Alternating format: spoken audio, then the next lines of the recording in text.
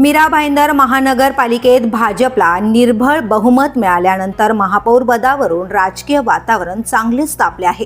महापौरपदी कोण बसणार यावरून मराठी एकीकरण समितीने भाजपाला निर्वाणीचा इशारा दिलाय।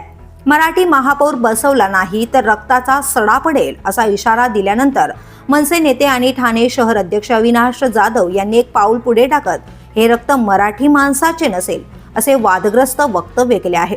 महापौर पदाच्या मुद्द्यावर भूमिपुत्रालाच न्याय मिळावा अशी ठाम भूमिका अविनाश जाधव यांनी मांडली आहे। विकास कामांसाठी मनसेचा पाठिंबा असेल, मात्र महाराष्ट्रात महापौर मराठीच असला पाहिजे आणि ही भूमिका भाजपला पाळावीच लागेल असा इशाराही त्यांनी दिलाय। स्थानिक आमदार नरेंद्र मेहता यांना उद्देशून बोलताना भाजपमध्ये मराठी नगरसेवक निवडून आलेले असताना त्यापैकीच एखाद्याला महापौर पदाची संधी द्यावी अशी मागणी करण्यात आली।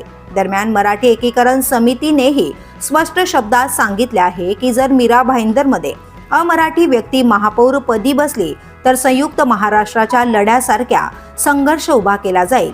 भाजप स्वबळावर सत्तेत असतानाच महापौर पदावरून उफाळलेले हे मराठी अमराठी राजकारण आता अधिक चिघळण्याची शक्यता व्यक्त केली जाते।